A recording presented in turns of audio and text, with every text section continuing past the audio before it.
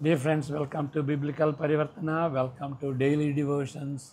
ఈ దినానికి అంటే మే 22కి చెందినటువంటి వాక్య భాగం కీర్తనలు 75, 76. అయితే 75 మీద కొన్ని వచనాలు ధ్యానించుకుందాం. అంతకుముందు చిన్న ప్రార్థన చేసుకుందాం. May the words of my mouth and the meditation of our hearts be acceptable in thy sight, our rock and redeemer. Amen. కీర్తనలు 75 మొదటి 5 వచనాలు చదువుకుందాం. దీనికి శీర్షిక ఒక హెడ్డింగ్ ఇవ్వాలి అంటే 2 హెడ్డింగ్స్ ఇస్తాను ఈ దినాన. ఒకటేంటంటే బైబిల్ని ధ్యానిస్తున్నప్పుడు దేవుడు మన ప్రక్కనే ఉంటాడా, రెండవది దేవుని సన్నిధి కాబట్టి ఆయన యందు నెమ్మది, అయితే మానవునికి పొగరెందుకున్నది. ఈ రెండు దీని అర్థం తర్వాత తెలుసుకుంటారు మీరు. కీర్తనలు 75 మొదటి 5 వచనాలు చదువుకుందాం. దేవా, మేము నీకు కృతజ్ఞతాస్తుతులు చెల్లించుచున్నాము. నీవు సమీపముగానున్నావని కృతజ్ఞతాస్తుతులు చెల్లించుచున్నాము. నరులు నీ ఆశ్చర్యకార్యములను వివరించుదురు. నేను యుక్తకాలమును కనిపెట్టుచున్నాను.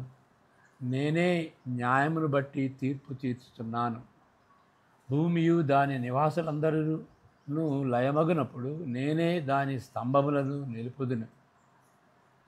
అహంకారుల యుండకుడి, అహంకారులకు నేను ఆజ్ఞ ఇచ్చుచున్నాను.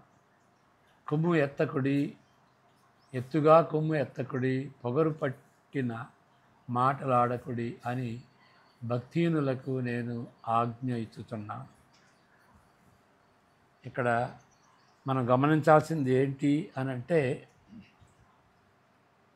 ఇక్కడ 2 విషయాలు మనం నేర్చుకుందాం 2 పారాగ్రాఫుల్లో. అది దయచేసి విన్న తర్వాత దాని అప్లికేషను ఇంకా నేను కొంచెం యాడ్ చేస్తాను.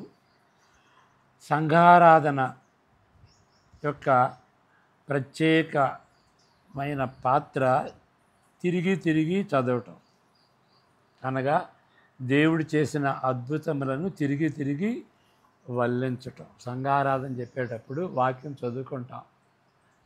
ఫర్ ఎగ్జాంపుల్ కీర్తనలో 136 దేవుడు చేసినటువంటి కార్యాలు నిన్న కూడా చెప్పుకున్నాం.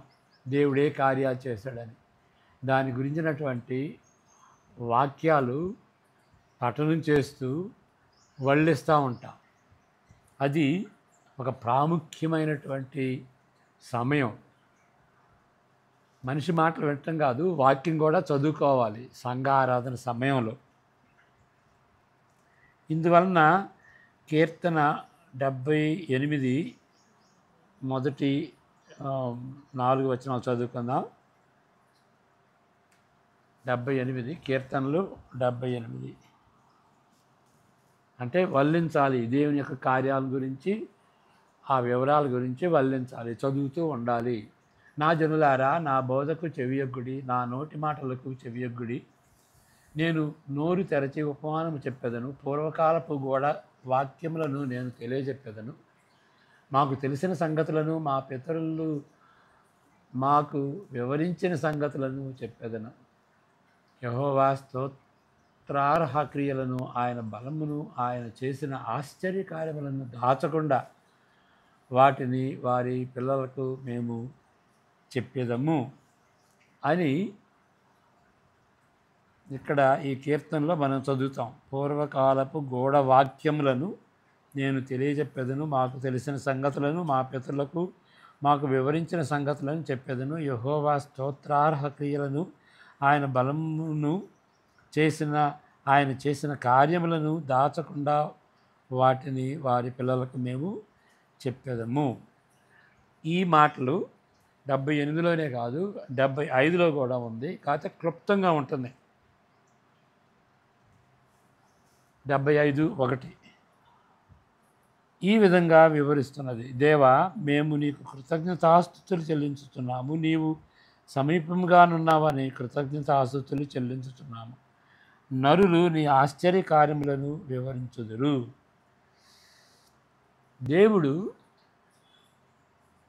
తన కృపచేత తనను తాను ప్రత్యక్షపరుచుకున్నాడు.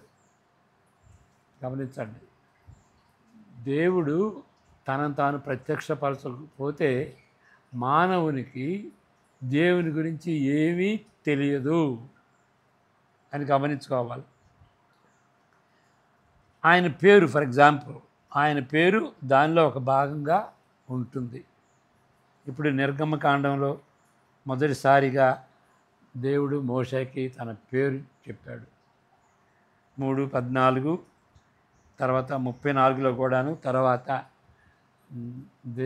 దేవుని యొక్క సన్నిధిని, దేవుని యొక్క ముఖాన్ని చూడాలని ఆశపడినప్పుడు దేవుడు ఏ విధంగా తనను తాను కృపచేత బయలుపరుచుకున్నాడు. వచనాలు చదువుకుందాం. ఇక్కడ మనకు తెలిసినటువంటి విషయమే. 3వ అధ్యాయంలో నిర్గమ 3లో దేవుడు మోషేని పిలుచుకుని, నా ప్రజల యొక్క కష్టాలు నా చెవికి వచ్చినాయి, నువ్వు వెళ్ళి ఫరో దాసత్వం నుండి విడిపించు అని చెప్పాడు. అయ్యా, నేను పారిపోయి ఇచ్చాను కదా, ఇక నాకు మాటలు రావు కదా అని సాకులు చెప్పినప్పుడు, లేదు, నీతో నేను ఉంటాను, నీకు మీ అన్నని ఇస్తాను, ఆరోన్ని అని చెప్పి అభయం ఇచ్చినప్పుడు, అయ్యా ఇంకొక సాగు చెప్తాడు. మరి ఆయన వెళ్ళినప్పుడు దేవుడు పంపించాడు అంటే, దేవుడు పంపించాడా, ఏ దేవుడు అని అంటే, మరి నేనేం చెప్పాలి అని అంటే, అప్పుడు దేవుడు తన నామాన్ని బయలుపరుచుకుంటాడు. ఓకే. నిర్గమ 3:14. అందుకు దేవుడు, నేను ఉన్నవాడను అనువాడనై ఉన్నానని మోషేతో చెప్పాను, మరియు ఆయన ఉండునను వాడును, మీ యొద్దకు నన్ను పంపెనని నీవు ఇశ్రాయేలుతో చెప్పవలెను. ఇక్కడ ఉన్నవాడను అనువాడనై ఉన్నాను, దాన్ని ఇంతకుముందు విశదీకరించి చెప్పాను. దేవునికి పేరు ఎవరు పెడతారు? ఆయనే పెట్టుకుంటాడు. ఎందుకంటే ఆయన కంటే ఎక్కువ ఉన్నటువంటి వాళ్ళు పేరు పెట్టాలి. మన పిల్లలకి పేరు పెట్టినప్పుడు మన ఇష్టొచ్చినటువంటి పేరు పెడతాం. మన అధికారం చొప్పున వాళ్ళకి పేరు పెడతాం. పేరు పెట్టేటువంటి వాళ్ళకి అధికారం ఉన్నట్టుగా, వాళ్ళపై అధికారం ఉన్నట్టుగా గుర్తు, సూచన. అలాంటప్పుడు దేవునికి ఎవరు పేరు పెడతారు? యెహోవా అని, యాహ్వే అని. అది ఎవరు పేరు పెడతారు? నేనే అన్నాను, నా పేరు నేనే పెట్టుకున్నాను అని అన్నట్టుగా మనం ఆ వచనాన్ని అర్థం చేసుకోవాలి. మరి 34, 5, 6, 7 వచనాల్లో మోషే కోరుకున్నాడు, దేవా నిన్ను చూడాలని ఉన్నది అని. ఓ, నన్ను చూస్తావా? నన్ను చూస్తే నువ్వు బ్రతవు, కానీ ఇది చేస్తాను అని ఆయన గుహలో ఉండమన్నాడు. ఆయన చెయ్యి అడ్డం పెట్టి దాటి వెళ్ళిన తర్వాత వెనక భాగం చూపించాడు. ఆయన వెళుతున్నప్పుడు ఈ మాటలు చెప్పాడు, తన గురించి ఈ మాటలు చెప్పాడు. మేఘములో యెహోవా దిగి అక్కడ అతనితో నిలిచి యెహోవా అను నామమును ప్రకటించను. అతని ఎదుట యెహోవా అతని దాటి వెళ్ళుచు, యెహోవా కనికరము, దయా, దీర్ఘశాంతము, విస్తారమైన కృపాసత్యములు గల దేవుడనైన యెహోవా, ఆయన 1000 మందికి కృపను చూపుచు దోషమును, అపరాధమును, పాపమును క్షమించును. కానీ ఆయన ఏమాత్రమును దోషులను నిర్దోషులుగా ఎంచక 3-4 తరముల వరకు తండ్రుల దోషమును కుమారుల మీదికి రప్పించులని ప్రకటించును. ఇక్కడ గమనించండి ఒక విషయం, ఎప్పుడు మర్చిపోకూడదు. ఈ వాక్య భాగం చదివేటప్పుడు దేవుడు కృపగలిగినటువంటి దేవుడు, క్షమించేటువంటి దేవుడు అని మనం అంతవరకే చదువుతాం, అంతవరకే అర్థం చేసుకుంటాం, అంతవరకే మన మైండ్లో రిజిస్టర్ చేసుకుంటాం. కానీ ఇక్కడ ఏం చెప్తున్నాడు?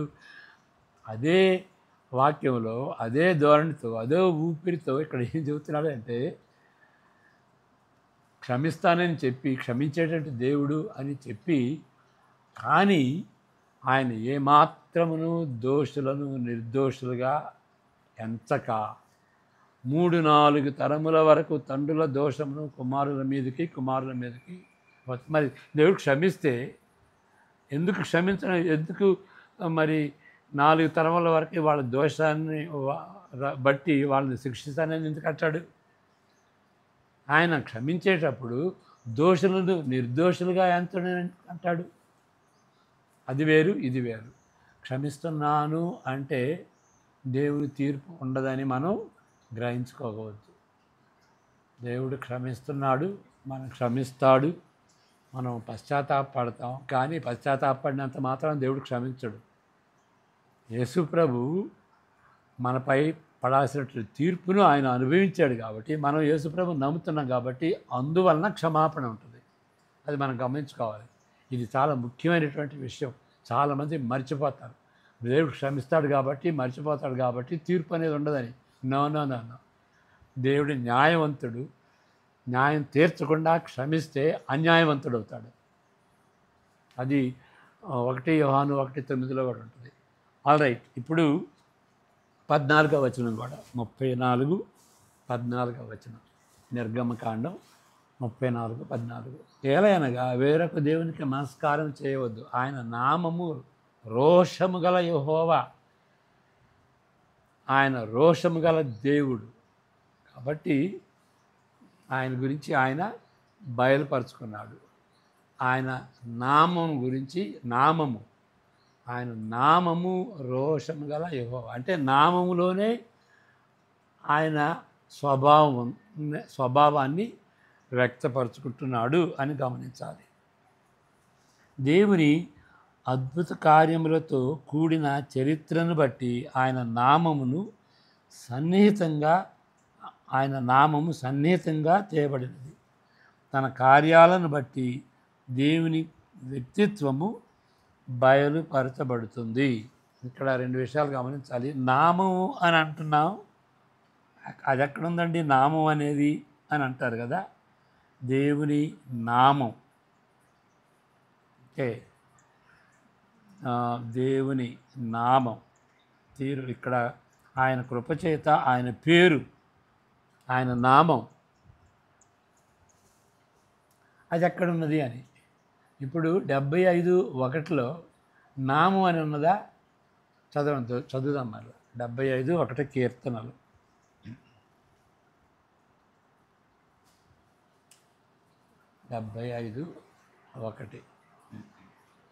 దేవా, మేము నీకు కృతజ్ఞతాస్తుతులు చెల్లించుచున్నాము. నీవు సమీపముగానున్నావని.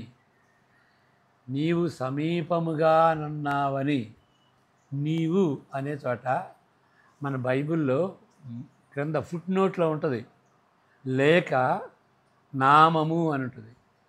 నీవు అనే ప్లేస్లో నీ నామము సమీపముగా నున్నదని కృతజ్ఞతాస్తుతులు చెల్లించుతున్నాము. మరల చదువు ఆ అర్థంతో. ఇప్పుడు ఇంగ్లీష్లో కూడాను అక్కడ నాము అని ఉంటుంది, నీవు అని ఉండదు, నీ నామము అని ఉంటుంది. దేవా, మేము నీకు కృతజ్ఞతాస్తుతులు చెల్లించుతున్నాము. ఓకే, నీవు సమీపముగా నున్నావని కృతజ్ఞతాస్తుతులు చెల్లించుతున్నాము. నరులు నీ ఆశ్చర్య కార్యములను వివరించుదురు. అంటే ఆశ్చర్య కార్యములను వివరిస్తున్నప్పుడు ఆయన స్వభావం ప్రత్యక్షమవుతుంది. ఆయన నామం ఒకటి, నామంలో ఆయన స్వభావం ప్రత్యక్షపరచబడింది. ఆయన చేసినటువంటి కార్యాల్లో కూడా ఆయనకు స్వభావం ప్రత్యక్షపరచబడింది. కాబట్టి ఆయన కృతజ్ఞతాస్తుతులు చెల్లిస్తున్నాడు. ఇక్కడ మనం గమనించాల్సిందంటే నీ నామము సమీపముగానున్నావని. అంటే మనం దేవుని కార్యాలని వివరిస్తున్నప్పుడు ఆ కార్యాల్లో దేవుని యొక్క ప్రత్యక్షత ఉంటుంది. దేవుని కార్యాల్లో దేవుని నామంలో ఉన్నట్టుగానే దేవుని కార్యాల్లో దేవుని ప్రత్యక్షత ఉంటుంది. కాబట్టి మనం సంఘంలో కానీ మనం ఇండివిజువల్గా కానీ దేవుని యొక్క వాక్యాన్ని చదువుతున్నప్పుడు, దేవుని యొక్క కార్యాలని మనం వల్లిస్తున్నప్పుడు మనం గ్రహించాల్సింది అంటే దేవుడు మనకు సమీపంగా ఉంటాడు, మన ప్రక్కన ఉంటాడు, మనతో కూర్చుంటాడు. అది గంభీరమైనటువంటి సత్యం. దాన్ని మనం నిర్లక్ష్యం చేయకూడదు. ఓకే. దేవుని అద్భుత కార్యములతో కూడిన చరిత్రను బట్టి, అంటే కార్యాలు, ఆ స్టోరీ, ఇప్పుడు 136వ కీర్తన చెప్పాను కదా, దేవుడు ఏ విధంగా చేశాడు. అంతకుముందు నేను చెప్పాను దేవుని కార్యాలు, యేసు ప్రభువులో చేసిన కార్యాలు, ఇశ్రాయేలీయులు వాళ్ళ విడుదలలో దేవుడు చేసినటువంటి కార్యాలు, వారిని ఏ విధంగా ఆదరించాడు, వాళ్ళని 40 సంవత్సరాలు పోషించి ఏ విధంగా అద్భుతమైనటువంటి కార్యాలు చేశాడు, సృష్టిలో ఏ విధంగా కార్యాలు చేశాడు. వీటన్నిటినీ మనం వల్లిస్తూ ధ్యానిస్తున్నప్పుడు దేవుని యొక్క సన్నిధి ఉంటుంది. దేవుడు మనతో ఉంటాడు, సమీపంగా ఉంటాడు అని గ్రహించుకోవాలి.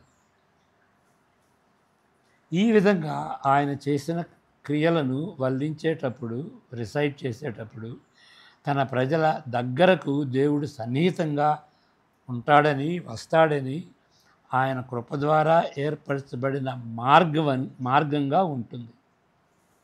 దేవునికి సన్నిహితంగా ఎట్లా ఉంటాడు? దేవుని వాక్యం చదవండి, దేవుని కార్యాలు చూడండి, దేవుని కార్యాలు మననం చేసుకోండి. అప్పుడు దేవుడు తన సన్నిధి మనకు దగ్గరగా సమీపంగా ఉంటుంది. It is the means of grace. దేవుడు ఎందుకు ఉండాలి? ఆయన కృప చొప్పున ఉంటాడు. దేవుడు తాను ఎందుకు బయలుపరచుకోవాలి? ఆయన కృప చొప్పున ఉంటాడు. So it is the means of grace. Means అంటే the method by which God shows us grace. అదొక మార్గం ఏర్పాటు చేశాడు అన్నమాట. దేవుని వాక్యం ద్వారా, ఆ వాక్యాల్లో ఉన్నటువంటి దేవుని కార్యాలని మనం ధ్యానించేటప్పుడు దేవుని యొక్క సన్నిధి ఉంటుంది. దేవుడు మనకు సమీపంగా ఉంటాడు. వారి మనస్సులో, విశ్వాసుల గురించి చెబుతున్నాం, విశ్వాసులు దేవుని కార్యాలను వారి మనసులో వల్లిస్తూ ధ్యానించుటకు సమయము వెచ్చించకపోయిన ఎడల, బైబిల్ చదువుకోవటానికి, బైబిల్ని ధ్యానించుకోవటానికి, బైబిల్లో దేవుడు చేసినటువంటి కార్యాలను ధ్యానించకపోతే ఈ విశ్వాసులు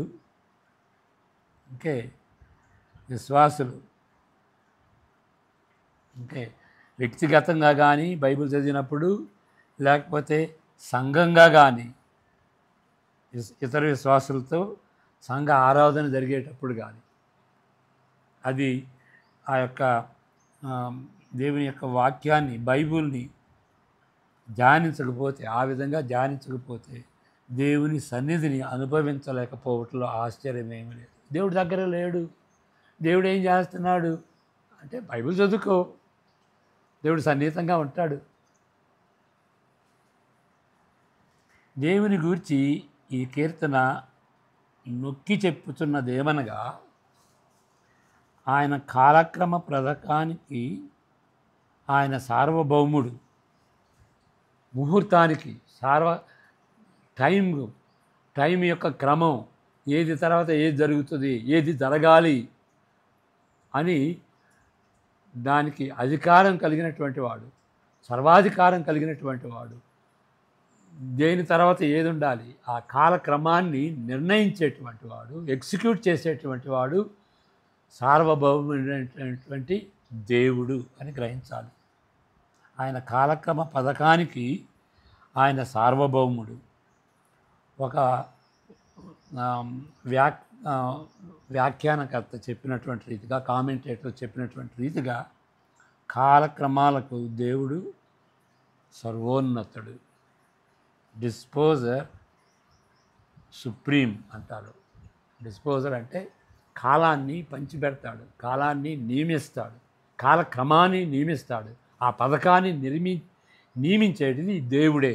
దేని తర్వాత ఏది రావాలి, ఏ సంఘటన తర్వాత ఏది ఉండాలి, అదంతా నిర్ణయించేది, ఎగ్జిక్యూట్ చేసేది, నిర్వహించేది సర్వశక్తిమంతుడైనటువంటి దేవుడు. కాలక్రమాలకు సర్వోన్నతుడు. అలాంటి దేవుని అందలి నెమ్మదిని బట్టి, అలాంటి దేవుడు మనకుంటే నెమ్మది వస్తుంది. అప్పుడు మనకు అద్భుతమైనటువంటి స్థిరత్వం మనం కలిగి ఉంటాం. సాలిడ్ ఫౌండేషన్ ఉంటుందన్నమాట.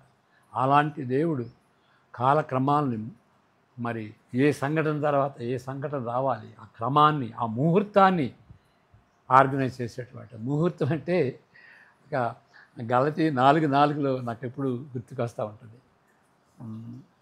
గలతీ 4:4 చాలా గంభీరమైనటువంటిది. ముహూర్తం, కైరస్ అంటారు గ్రీక్లో.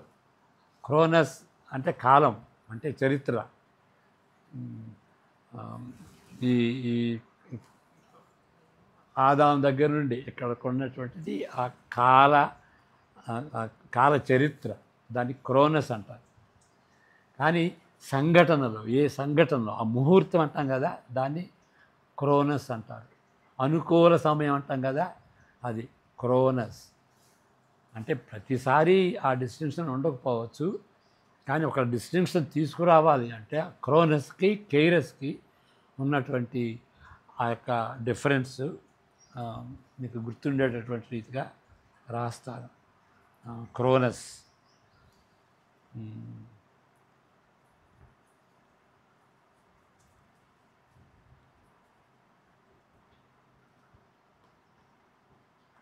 Cronus, Kairos. ఇది క్రోనాలజీ అనే మాట దీన్ని బట్టి వచ్చింది. క్రోనాలజీ అంటే కాలం యొక్క వ్యవయం, ఆ చరిత్ర. అంటే చరిత్ర కాలం, లాంగ్ టైం అనేది. ఇక్కడ కైరస్ అంటే ముహూర్తం.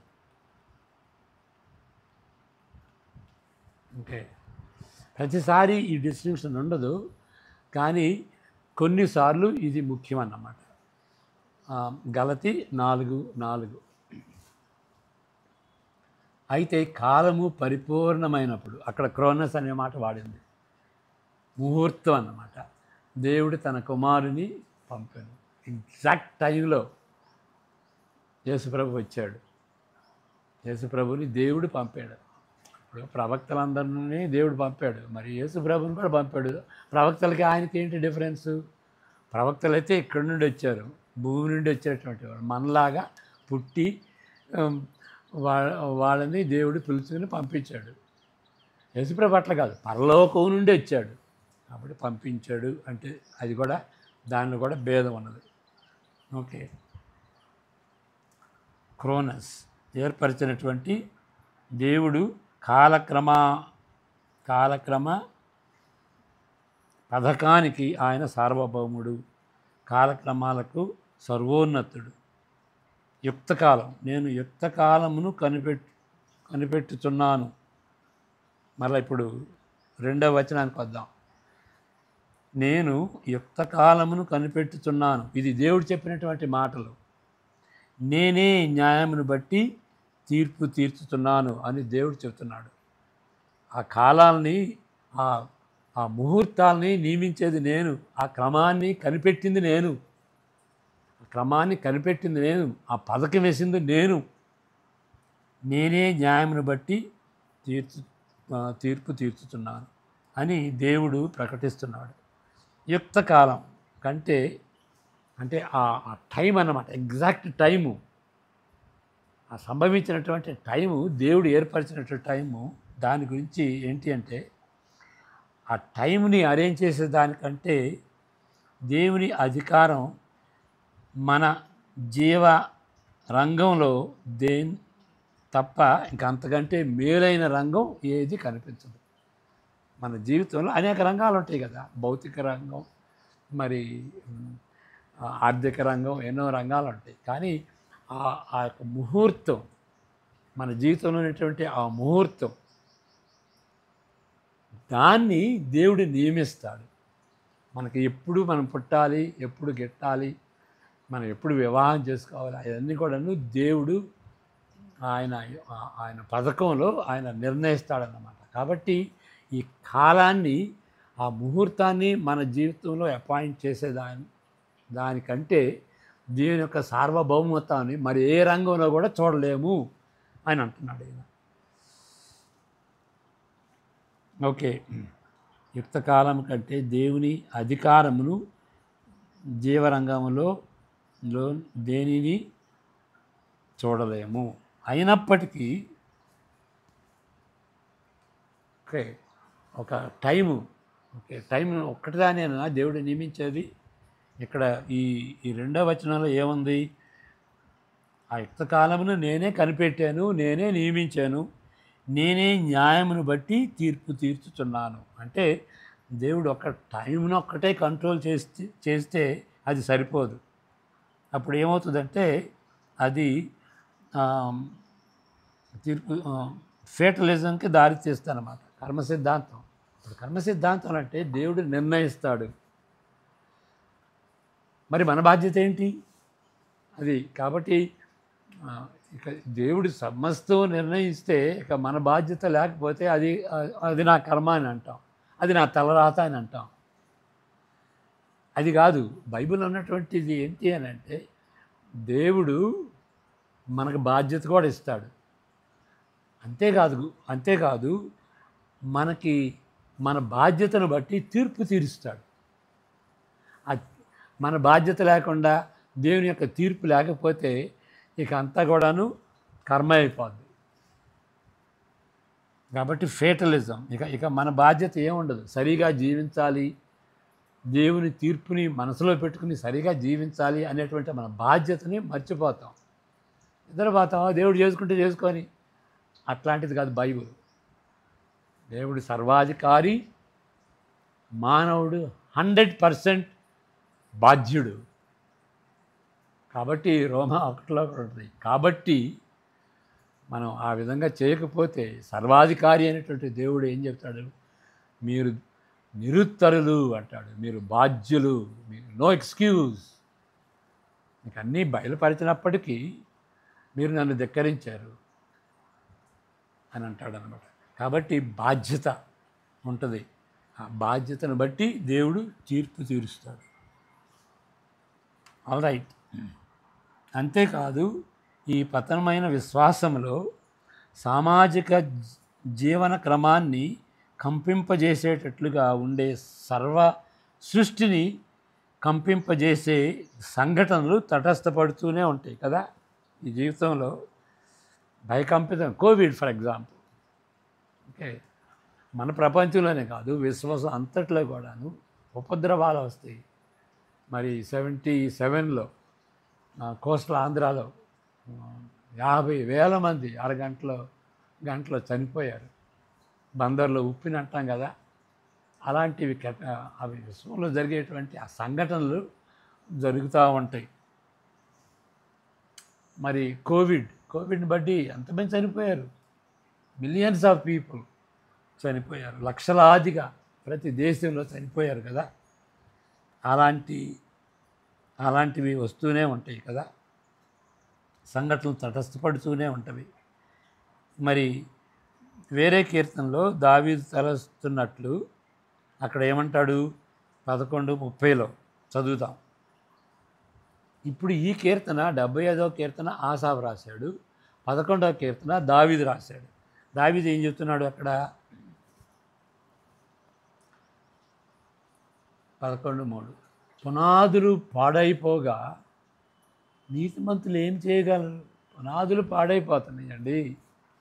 సమాజంలో పునాదులు పాడైపోతున్నాయి, భూమి కంపించిపోతుంది. ఇంకా నీతిమంతులు ఇంకా ఏం చేయగలరు అని చేతులు లేపుతాడు అక్కడ. కానీ ఇక్కడైతే ఆసాఫు రాసినటువంటి 75వ కీర్తనలు అయితే మనకు అభయమిస్తూ దేవుడే ప్రకటిస్తున్నాడు. ఏమని ప్రకటిస్తున్నాడు? 3వ వచనంలో. అది 11:3, ఇది 75:3. భూమియు దాని నివాసులు అందరూను లయమగునప్పుడు, ఇక భూమికి ఉన్నటువంటి ఆధారాలు, ఆ స్తంభాలు కదిలినప్పుడు, భూమికి స్తంభాలు లేవనుకోండి, మనకు అర్థమయ్యేటట్టుగా చెప్తున్నాను. భూమికి ఉన్నటువంటి ఆ నివాసులు అందరూ లయమగినప్పుడు నేనే దాని స్తంభములను నిలుపుదును. నవ్వచ్చు కొంచెం. స్తంభాలు, భూమికి స్తంభాలు ఉంటాయా? అది భూగోళం అంటాం కదా, దానికి స్తంభాలు ఎక్కడ ఉన్నాయి? ఫ్లాట్గా ఉంటుందా స్తంభాలు ఉండటానికి? మరి అది మరి దాని ప్రకారం బైబిల్ తప్పు కదా. స్తంభాలు ఎక్కడ ఉంటాయి భూమికి? కొంచెం అది డొంకదారి పట్టుతున్నాం అనుకోండి. కొంచెం ముఖ్యం ఈ సందర్భంలో చెప్పాల్సింది ఏంటంటే, బైబిల్ అనేక సార్లు దాని భాష తీరు ఎట్లా ఉంటుందంటే, మనం బైబిల్ చదివేటువంటి వాళ్ళు మనం ఏమైతే చూస్తామో, మనం చూసినప్పుడు ఏ విధంగా తలస్తాం ఆ రీతిలో మాటలు ఉంటాయి అన్నమాట. ఇంగ్లీష్లో చెప్పాలంటే what we see, that is how we describe. సరే, బైబిల్ సంగతి అట్టి పెట్టండి. మనం కూడా అంటాం కదా, సూర్యుడు ఎప్పుడు పుడిచాడండి అని అంటాం. మరి సూర్యుడు నిలకడగా ఉంటాడు, భూమి తిరుగుతుందని అని అంటాం కదా. ఇప్పుడు ఇంకా వేరే థియరీ కూడా ఉంది, భూమి నిలకడగా ఉంటుంది, సూర్యుడే తిరుగుతున్నాడు అనేటువంటిది. ఆ ఫ్లాట్ ఎర్త్ అది దాని తొలికి మనం పోము. సామాన్యంగా ప్రజలు అనుకునేది ఏంటంటే, సూర్యుడు స్థిరంగా ఉంటాడు, భూమి తిరుగుతుంది అని అనుకుంటాం కదా. మరి సూర్యుడు ఎప్పుడు పొడుస్తాడు అని అంటామేంటి? సూర్యుడు అక్కడే ఉంటాడు, మనం తిరుగుతున్నాం కదా. మరి సూర్యుడు పొడుస్తున్నట్టుగా ఆ విధంగా అనిపిస్తుంది, కాబట్టి సూర్యుడు పొడుస్తున్నాడు అని అంటాం. అర్థమవుతుందా? కాబట్టి మనం అంటే వాట్ వి పర్సీవ్, మనం అది చూస్తున్న దాన్ని చూసినట్టుగా మనం వివరిస్తాం. సైంటిఫిక్గా ప్రతిదాన్ని మనం చెప్పం, అప్పుడు లైఫ్ బోరింగ్గా ఉంటుంది. ఓకే, ఆ విధంగా భూమికి స్తంభాలు ఉన్నట్టుగా మనం అనుకుంటాం. ఓకే, ఇక్కడ పాయింట్ ఏంటి అంటే, భూమియు దాని నివాసులందరూ లయమన్నప్పుడు నేనే, దేవుడు అంటున్నాడు, స్వయంగా అంటున్నాడు, నేనే దాని స్తంభాలని నిలుపుతాను అంటున్నాడు. అవి నా చేతిలో ఉన్నవి, నేను నిలుపుతాను. అది అంతా కదులుతున్నప్పుడు నేను నిలుపుతాను అంటున్నాడు. కాబట్టి సమాజ స్తంభములను నిలుపువారే ఇప్పుడు లీడర్స్ ఉంటారు. ప్రతి దేశంలో లీడర్స్ ఉంటారు. ప్రతి దేశానికి, మరి సూపర్ పవర్స్ ఉన్నటువంటి దేశాలకి లీడర్స్ ఉంటారు. వాళ్ళు ఏమనుకుంటారంటే, నేనే సమాజానికి ఆధారంగా ఉండేటువంటి స్తంభాలని గట్టిపరిచి స్థిరపరిచేటువంటి వాడిని నేనే అని నాయకులు అనుకుంటారు. దాని గురించి ఇక్కడ ఆసాపు చెబుతున్నాడు ఈ కీర్తనలో. కాబట్టి అంటే ఆ కీర్తనలో దేవుడు చెబుతున్నాడు, సమాజ స్తంభములను నిలుపువారే తమరేనని గర్వపడుచు వారికి ఇవ్వబడిన హెచ్చరిక గర్వపడుతున్న వారికి ఇవ్వబడినటువంటి హెచ్చరిక ఏంటి అంటే, అహంకారులై ఉండకుడి అంటున్నాడు. ఆ గర్వం వద్దు. ఎందుకంటే దేవుడు ఆ స్తంభాన్ని నిలుపుతున్నాడు. మనుషులకి అంత గర్వం ఉండకూడదు. వాళ్ళు నాయకులుగా ఉన్నారు కాబట్టి సమాజానికి, దేశానికి అది కదిలిపోకుండా వాళ్ళే స్తంభాలుగా నిలబడి దాన్ని నిలుపుతున్నారు అని గర్వపడకూడదు. ఎవరైనా సరే, ఏ దేశస్తులైనా సరే, దేవుడున్నాడు, దేవుని దేశం ఇది, దేవుని ప్రజలు అని గుర్తించుకోవాలి. దేవుడు వాళ్ళని నియమించవచ్చు, కానీ సమాజం యొక్క స్తంభాలని నిలబెట్టేది వాళ్ళు కాదు అని గర్వపడకూడదు. దుర్మార్గులకు దేవుడు ఇస్తున్న హెచ్చరిక. ఓకే, ఇక్కడ గర్వపడేటువంటి వారికి, ఇక్కడ దుర్మార్గులకి, కొమ్ము ఎత్తకుడి. నీ కొమ్ములు వచ్చినాయి అంటాం కదా, కొమ్ములు ఎత్తొద్దు, ఎత్తుగా కొమ్ములు ఎత్తకుడి, పొగరు పట్టిన మాటలాడకుడి అని భక్తిహీనులకు నేను ఆజ్ఞ ఇస్తున్నాను అని దేవుడే స్వయంగా అంటున్నాడు. గర్వపడకూడదు. ఇప్పుడు మనం మొదలుపెట్టినటువంటి ఆ ఐడియాకి వస్తున్నాం. ఏంటి అంటే దేవుని యొక్క ఆశ్చర్యకార్యాలను మనం వర్ణిస్తూ ఆయన యొక్క నామాన్ని సమీపంగా తెచ్చుకుందాం, బైబిల్ చదువుకుందాం. ఇప్పుడు ఇంకా కొన్ని విషయాలు ఇక్కడ మనం గమనించుకోవాలి. అది ఏంటి అంటే గంభీరమైనటువంటి సత్యాన్ని తెలుసుకున్నాం. మీకు అంతకుముందే తెలిసి ఉండొచ్చు. ఇప్పుడు మనం ఒకవేళ తెలుసుంటే ఇది మనం జ్ఞాపకం చేసుకున్నాం. కానీ నాకైతే మాత్రం ఈ యొక్క సత్యాలు గంభీరమైనటువంటి సత్యాలు. ఇప్పుడు దేవుని యొక్క సన్నిధి, దేవుని యొక్క వాక్యాన్ని చదువుకున్నప్పుడు, ఆయన దేవుని యొక్క కార్యాలని వర్ణిస్తున్నప్పుడు దేవుని యొక్క సన్నిధి ఉంటుంది అని మనం తెలుసుకున్నాం. అది ఏ విధంగా తెలుసుకున్నాం? మనం ఆయన వాక్యాన్ని బట్టి తెలుసుకున్నాం. ఏదో ఎవరో చెప్పారు, బైబిల్ చదువుకో దేవుడు నీతో ఉంటాడు అని ఎవరు చెప్పలేదు. ఒకవేళ చెప్పినా కానీ వాళ్ళ ఐడియాస్, వాళ్ళు ఏదో డివోషనల్గా చెప్పారా, వాళ్ళకి ఇది బాగుంది ఐడియా అని చెప్పారా, లేకపోతే ఆ మాట దేవుని వాక్యంలో ఉందా? దేవుని వాక్యాన్ని బట్టి దేవుని వాక్యంలో ఉన్నది అని మనం తెలుసుకున్నాం. అది మన తలంపులు కాదు, మన థియాలజీ కాదు. డివోషనల్గా ఏదో మనం వాక్యాన్ని చదువుకుంటే దేవుడు సమీపంగా ఉంటాడు అని మంచి ఐడియా అని వేరే మనుషులు చెప్పింది కాదు. ఇక్కడ మన వాక్యాన్ని చదువుకున్నాం కాబట్టి 1, 2, 3, 4, 5 వాక్యాలు చదువుకున్నాం కాబట్టి దాన్ని బట్టి మనం గ్రహించుకున్నాం.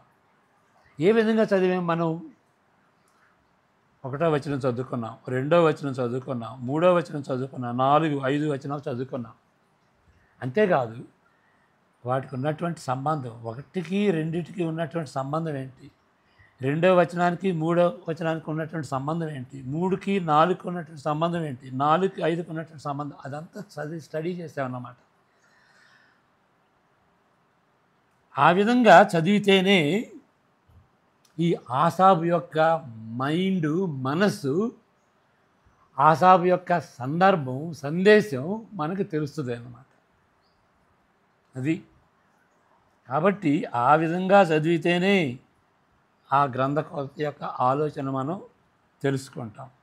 మనం అవగాహన, ఆయన ఏం తలస్తున్నాడు అనేది అవగాహన అవుతుంది. ఈ విధంగా చదువుకోకపోతే ఆయన ఏం చెబుతున్నాడు తెలుసుకోము. మరి ఆ గ్రంథకర్త ఆలోచన మనకు అవసరమా? అవసరం. ఎందుకంటే గ్రంథకర్త ఏదైతే చెబుతున్నాడో అదే దేవుడు చెబుతున్నాడు, అదే దేవుని స్వరము, అదే దేవుని సందేశం. ఎప్పుడు గ్రంథకర్త యొక్క సందేశాన్ని వింటాం? ఈ విధంగా చదివితేనే. ఆ విధంగా చదవకుండా 1వ వచనం తీసుకుంటాం, చదువుతాం, దానికి సంబంధించింది ఏదో వేరే చోటకి వెళ్ళిపోతాం. రోమన్స్ కానీ, రెవల్యూషన్ కానీ, 2వ వాక్యం చదువుతాం, ఇక వేరే వాక్యాలకు వెళ్ళిపోతాం, 3వ వాక్యం చదువుకుంటాం, వేరే వాక్యాలకు వెళ్ళిపోతాం. అంతేగాని దానికి దీనికి సంబంధం ఏంటి అనేది అర్థం చేసుకోకపోతే ఆ గ్రంథకర్త యొక్క ఆలోచన మనకి అవగాహన కాదు. ఈ విధంగా చేస్తే ఏమవుతుంది? ఆ విధంగా ఎందుకు చేస్తున్నాం మనం? ఆయన చెప్తున్నాడా ఇది చదవమని? రోమా 1:1 చదవమని చెప్తున్నాడా? రోమా 3:15 చదవమని చెప్తున్నాడా? మరి ఆయన చదవకపోతే మనం ఎందుకు చదువుతున్నాం? అది మనం చదువుతున్నాం ఎందుకంటే అది మన మెసేజ్, మన సందేశం, దేవుని సందేశం కాదు. ఎప్పుడు దేవుని సందేశం అంటే ఒక వచనం తర్వాత ఒకదాని చదువుతున్నప్పుడే అది దేవుని సందేశం అవుతుంది, అది గ్రంథకర్త సందేశం అవుతుంది. గ్రంథకర్త సందేశమే దేవుని సందేశం. కాబట్టి ఈ విధంగా చదవాలి బైబిలు. మనం ధ్యానిస్తున్నటువంటి ధ్యానాలు ఈ విధంగా ఉన్నాయి. పరిగెరుకున్నట్టుగా బైబిల్ అంతా చదువుకుని, అంటే బైబిల్ గ్రంథకర్త దేవుడే, ఓకే, వెళ్ళకూడదని చెప్పట్లేదు. కానీ గ్రంథకర్త యొక్క ఆలోచన తెలుసుకుని పౌలు చెప్తుంది కూడా అదేనండి అని చెప్పుకోవటం వేరు. ముందు ఆయన తెలుసుకో, ఆయన ఏం చెబుతున్నాడో తెలుసుకోవాలి మనం. ఎట్లా తెలుసుకుంటాం? ఈ విధంగా చదివితేనే. ఈ ఈ ధ్యానాల్లో మీరు గమనించారో లేదో, ఆ విధంగా ఆ ఆ అధ్యాయం చదువుకుని ఆ వచనాల్లో ఉన్నటువంటి దాన్ని ఏ విధంగా కనెక్ట్ అయినయి అని చదువుతున్నాం. ఆ విధంగా కనెక్ట్ అయ్యి ఎట్లా కనెక్షన్ ఉన్నది తెలుసుకోకపోతే ఆ గ్రంథకర్త యొక్క ఆలోచన తెలుసుకోవట్లేదు అన్నమాట. ఆ విధంగా కనెక్షన్ ఇవ్వటానికి అది చెమటోర్చాలి. అంత సులువుగా తెలియదు. ఇప్పుడు చూడండి, ఆయన సన్నిధి అని ఉంది, నీవు నీ నామము అని ఉంది. ఎంత ఎంత ఎంత ధ్యానిస్తే ఈ ఐడియాస్ వస్తాయి. కాబట్టి ఈ యొక్క ధ్యానాల్ని చులకనగా తీసుకోవద్దు. ఈయన నెమ్మదిగా చెప్తున్నాడు, నెమ్మదిగా చెప్పాలి. మరి ధ్యానించుకునేటప్పుడు నెమ్మదిగానే చెప్పాలి. ఫాస్ట్ ఫాస్ట్గా చెప్తుంటే అది ధ్యానం ఎట్లవుతుంది? లౌడ్గా చెబుతుంటే ధ్యానం ఎట్లవుతుంది? మన చాకచక్యం చెప్పేవంటే చాకచక్యం తెలుస్తుంది, కానీ గ్రంథకర్త ఏం చెప్తున్నాడు, వాక్యం ఏం చెప్తున్నది అని నెమ్మదిగా చెప్పుకుని ధ్యానించుకుంటేనే తప్ప దానికి కనెక్షన్ ఏంటి చెప్పుకునేది తప్ప. కాబట్టి ఈ ధ్యానాల్లో ఉన్నటువంటి ప్రత్యేకత అది. అంటే ఒకటే అని చెప్పట్లేదు, కానీ దీన్ని ఈ విధంగా చదవాలి అని అలవాటు చేసుకోండి. ఏ విధంగా ఇంకా వేరే ఏ విధంగా చేసుకున్నా కానీ దేవుని వాక్యాన్ని ఇంటర్ప్రెట్ చేస్తున్నాం. దేవుని వాక్యాన్ని, దేవుని మాటల్ని, దేవుడు చెప్పనటువంటి వాడిని దేవుడు చెబుతున్నాడు అని దేవుడిని అబద్ధికుడిగా చేస్తున్నాం. చాలా సీరియస్ ఇది, చాలా serious.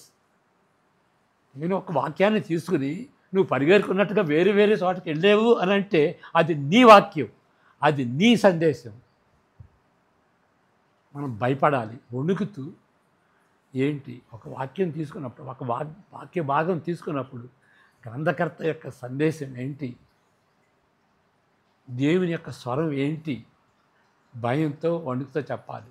Otherwise you are unfit to preach. Topical message, topical message ఉంటుంది. టాపికల్ మెసేజ్లో వాడేటువంటి మాటలు అక్కడక్కడ తీసుకోవచ్చు. టాపికల్ మెసేజ్ అయితే ఆ టాపిక్లో అక్కడక్కడ మాటలు చెప్తే ఆ సందర్భాన్ని అంతా చెప్పాలి. అదే సందర్భంలో ఆయన చెబుతున్నాడు అని చెప్పాలి. సందర్భం లేకుండా ఏదేదో మాటలు ఉన్నాయని డిక్షనరీ తీసుకుని, కంకార్డెన్స్ తీసుకుని ఆ మాటలు ఉన్నాయి కాబట్టి ఆ మాటలు అతికిస్తావు. చాలా తప్పు అది. ఇది సీరియస్. దేవుని యొక్క వాక్యం చెప్పటం చాలా సీరియస్గా ఎంచండి దయచేసి. పరిగెరుకోవద్దు. ఒక వాక్యం తీసుకుని వెళ్ళిపోతారు ఎక్కడికో. ఆ వాక్యంలో ఒక అర్థం, ఒక ఐడియా తీసుకుంటారు. ఆ ఐడియాని ఎక్స్ప్లెయిన్ చేసేది 2వ వచనం, 3వ వచనం, 4వ వచనం. వేరే వాళ్ళ దగ్గరికి వెళ్ళి వేరే సందర్భంలో వేరే గ్రంథకర్త చెప్పినప్పుడు ఆ గ్రంథకర్త వాక్యాన్ని దీనికి ఎట్లా ముడిపెడతాం? ఈయన స్వరం వినాలి, ఈయన సందేశం వినాలి అంటే ఆయన చెబుతాడు. ఆయన యొక్క అర్థాన్ని ఎవరు చెబుతారు? ఆయన మాటలే చెప్పాలి.